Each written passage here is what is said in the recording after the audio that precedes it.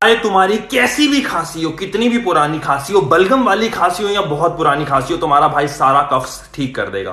Cough syrup लेने की कोई जरूरत नहीं है, तुम्हारा भाई घर पे कफ सिरप बना देगा यार। क्या करना है, 1 चम्मच शहद, 1 चम्मच अदरक का जूस और 4 पान ले लेने, उसको इतना पीस देना कि उसका जूस निकल जाए, वो 1 चम्मच मिल जाएगा। इन तीनों को ना हल्के से गर्म पानी में, 1 चम्मच गर्म पानी में शॉट, प्रॉब्लम सॉल्व।